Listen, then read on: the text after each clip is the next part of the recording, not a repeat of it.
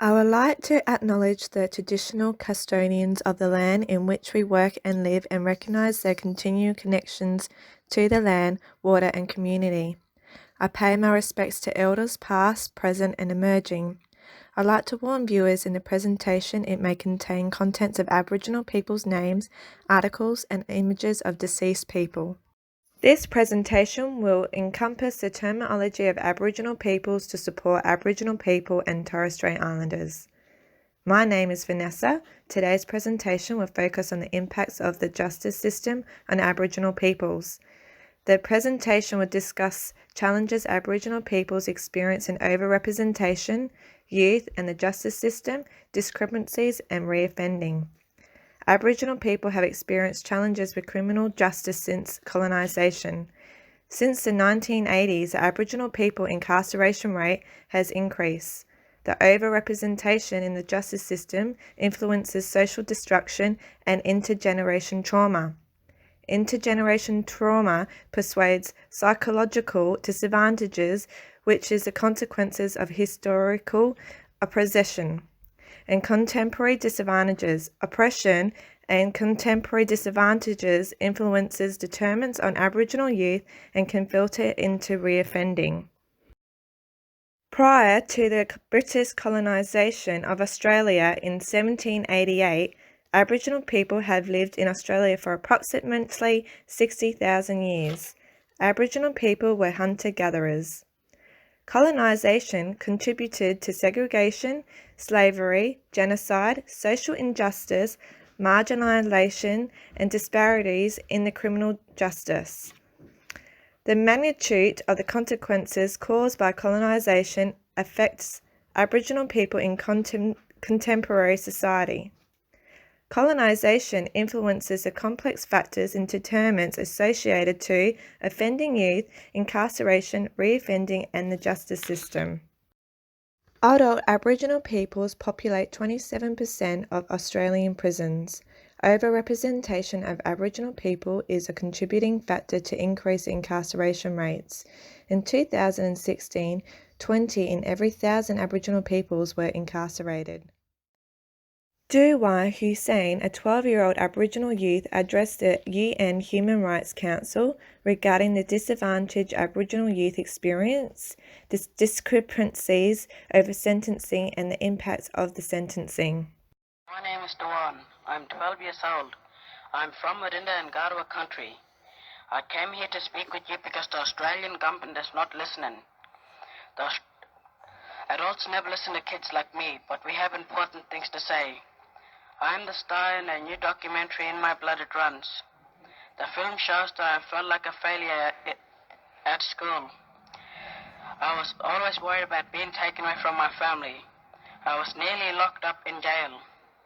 I was lucky because my family, they know I'm smart. They love me. They found a way to keep me safe. There are some things I want to see changed. I want my school to be run by Aboriginal people. I want adults to stop crueling 10-year-old kids in jail. I want my future to be out on land with strong culture and language.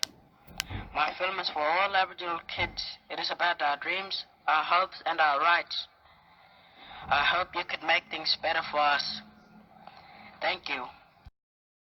54% of Aboriginal youth aged between 10 years and 17 years are in the justice system. Aboriginal youth are at a disadvantage compared to non-Indigenous persons with the age demographic and are 15 times more likely to be contained in a detention facility. 949 Aboriginal youth are in detention for a night. 598 Aboriginal youth are waiting to hear about their sentence, and 351 Aboriginal youth are sentenced. Richards, 2011, argues Aboriginal youth duration of sentence is a contributing factor of reoffending. Unfortunately, 1 in 4 Aboriginal youth who are released for sentence will reoffend within 3 months. 41% of Aboriginal youth within 2 years will be convicted of crimes. Reoffending is problematic for Aboriginal youth. The factors that may contribute to Aboriginal youth reoffending are socioeconomic status, cultural disconnection, vulnerability, loss of identity, physical and psychological harm, aggression, intergeneration trauma, and substance abuse. Advocacy in the justice system for Aboriginal youth such as Northern Aboriginal Justice Agency and Central Australia Aboriginal Legal Aid Services support Aboriginal youth's rights, safety, well-being and guidance during hearing. The likely causes of reoffending encompasses the inequalities Aboriginal peoples experience in historical oppression and contemporary disadvantages. Steyer and Barrison, 2011, argues the philosophy of diversion acknowledges the impacts of the justice system on Aboriginal youth. Diversion concentrates on programs which foster strategies that implement a holistic approach to heal trauma, collaborative approach, community connections, empowerment, generation connections, and traditional outreach programs.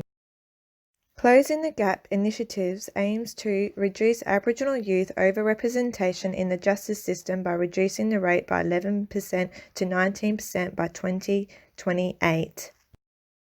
Closing the Gap supports youth programs which involves a holistic approach to support the Aboriginal youth embrace identity, individualism, connection to country, traditional practice, healing, friendships, intervention, guidance, and collaborates with the community. In every state and territory, there are a number of Aboriginal programs available. In South Australia, some of the options are, as displayed on the slide.